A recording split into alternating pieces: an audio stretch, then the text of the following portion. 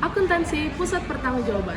Nah, di sini teman-teman kami akan menyampaikan 8 materi. Yang pertama ada pengertian, yang kedua ada syarat menerapkan, yang ketiga karakteristik, yang keempat kriteria dan langkah penting, yang kelima jenis-jenis, yang keenam hubungan struktur organisasi, yang ketujuh ada biaya terkendali dan tak terkendali, yang kedelapan ada informasi akuntansi pusat. Yang pertama, pengertian akuntansi pusat pertanggungjawaban. Akuntansi pusat pertanggungjawaban menurut Hansen dan Mowen adalah sebuah sistem akuntansi yang mengakui pusat-pusat pertanggungjawaban di dalam organisasi dan membebankan biaya serta pendapatan kepada pusat-pusat tersebut. Sesuai dengan tanggung jawab manajer yang bersangkutan, sistem ini memfokuskan pada pengumpulan dan pelaporan biaya serta pendapatan untuk tiap-tiap pusat pertanggungjawaban dalam organisasi. Yang kedua, syarat menerapkan akuntansi pusat pertanggungjawaban. Yang pertama, struktur organisasi. Struktur organisasi harus menggambarkan aliran tanggung jawab, wewenang, dan posisi yang jelas untuk setiap unit kerja dari setiap tingkat manajemen. Selain itu harus menggambarkan pembagian tugas dengan jelas pula. Yang kedua, anggaran. Setiap pusat pertanggungjawaban harus ikut serta dalam penyusunan anggaran karena anggaran merupakan gambaran rencana kerja para manajer yang akan dilaksanakan dan sebagai dasar dalam penilaian kerjanya. Yang ketiga, penggolongan biaya. Pemisahan biaya ke dalam biaya terkendali dan tidak terkendali pula dilakukan dalam akuntansi pertanggungjawaban karena tidak semua biaya yang terjadi di dalam satu bagian dapat dikendalikan oleh manajer, maka hanya biaya-biaya terkendali yang harus dipertanggungjawabkan olehnya. Yang keempat, sistem akuntansi biaya. Setiap tingkatan manajemen merupakan pusat biaya dan akan dibebani dengan biaya-biaya yang terjadi di dalamnya, yang dipisahkan antara biaya terkendali dengan biaya yang tidak terkendali. Yang kelima, sistem pelaporan biaya. Bagian akuntansi biaya setiap bulannya membuat laporan pertanggungjawaban untuk setiap pusat-pusat biaya. Ketiga, karakteristik pusat pertanggungjawaban. Yang pertama, adanya identifikasi pusat pertanggungjawaban. Akuntansi pusat pertanggungjawaban mengidentifikasi sebagai unit organisasi seperti departemen, tim kerja, atau individu. Yang kedua, standar ditetapkan sebagai tolak ukur kinerja manajer yang bertanggung jawab atas pusat pertanggung jawab tertentu. Setelah pusat pertanggungjawaban diidentifikasi dan ditetapkan, sistem akuntansi pertanggungjawaban menghendaki ditetapkannya biaya standar sebagai dasar untuk menyusun anggaran.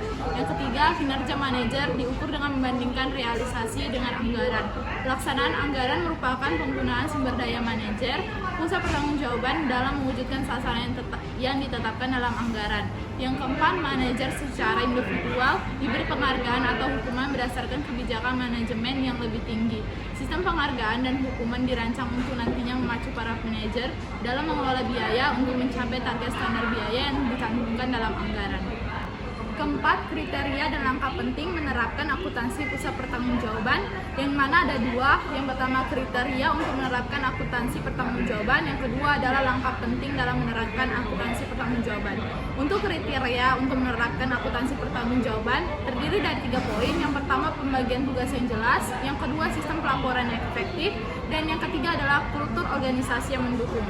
Untuk langkah penting dalam menerapkan akuntansi pertanggungjawaban ada 4 poin, yaitu pelatihan dan pendidikan, pengaturan sistem pengukuran kinerja, penyelesaian struktur organisasi, dan yang terakhir teknologi pendukung. Materi yang kelima yaitu jenis-jenis akuntansi pusat pertanggungjawaban. Dibagi menjadi 3. Yang pertama, akuntansi pertanggungjawaban berdasarkan fungsi. Sistem akuntansi pertanggungjawaban berdasarkan fungsi menugaskan tanggung jawab pada unit organisasional dan menyatakan ukuran kinerja berdasarkan faktor keuangan. Sistem ini cenderung digunakan oleh organisasi yang beroperasi pada lingkungan yang relatif stabil. Yang kedua, akuntansi pertanggungjawaban berdasarkan aktivitas. Sistem akuntansi pertanggungjawaban berdasarkan aktivitas menampilkan suatu perubahan signifikan bagaimana tanggung jawab ditempatkan, diukur, dan dievaluasi. Yang ketiga, akuntansi pertanggungjawaban berdasarkan strategi. Sistem akuntansi pertanggungjawaban berdasarkan strategi adalah langkah selanjutnya dalam evolusi akuntansi pertanggungjawaban. Sistem akuntansi pertanggungjawaban berdasarkan strategi atau balance scorecard menerjemahkan misi dan strategi organisasi ke dalam tujuan operasional, dan mengukur 4 perspektif yang berbeda, yakni perspektif keuangan, perspektif pelanggan, perspektif proses, dan perspektif infrastruktur. Materi yang keenam yaitu hubungan struktur organisasi dengan akuntansi pusat pertanggungjawaban. Struktur organisasi memainkan peran penting dalam keberhasilan penerapan akuntansi pusat pertanggungjawaban.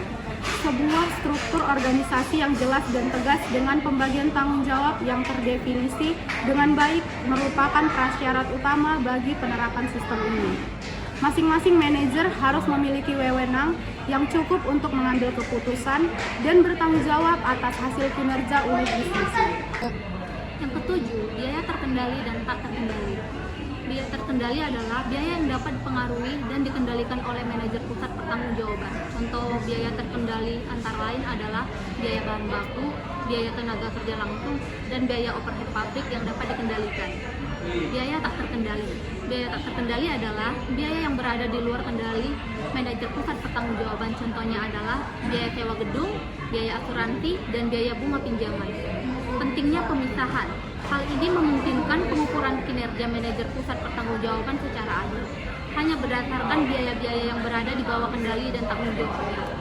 Implikasi manajerial, dengan mengetahui biaya terkendali dan tak terkendali, manajer dapat fokus untuk mengendalikan dan mengefisienkan biaya-biaya yang berada di bawah tanggung jawabnya. Yang kedelapan, informasi tentang akuntansi pertanggungjawaban. 1. Anggaran dan realisasi. Informasi anggaran dan realisasi biaya pendapatan dan laba pada masing-masing pusat pertanggungjawaban menjadi dasar untuk menilai kinerja manajer. Kedua, analisis penyimpangan. Analisis penyimpangan biaya dan pendapatan aktual terhadap anggaran dapat mengidentifikasi area-area yang kinerjanya kurang baik. 3. Laporan pertanggungjawaban. Laporan pertanggungjawaban secara berkala dari masing-masing pusat pertanggungjawaban merupakan informasi penting bagi manajemen puncak. Laporan ini berisi hasil-hasil aktual yang dicapai oleh manajer dan dapat digunakan untuk mengevaluasi kinerja serta mengambil keputusan yang tepat.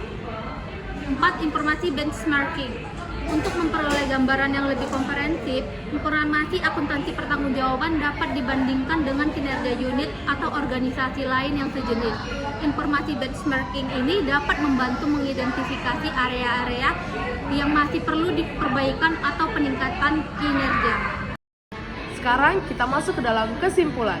Kesimpulannya adalah akuntansi pusat pertanggungjawaban merupakan sistem yang penting bagi organisasi dalam meningkatkan akuntabilitas, efisiensi, dan efektivitas pengelolaan sumber daya. Dengan menerapkan sistem ini, organisasi dapat memperoleh informasi yang lebih rinci dan akurat terkait kinerja masing-masing unit.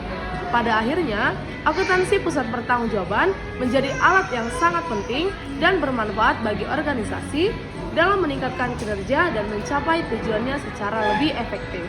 Dengan menerapkan sistem ini secara komprehensif, organisasi dapat memaksimalkan potensi sumber daya yang dimilikinya dan menjadi lebih kompetitif di pasar.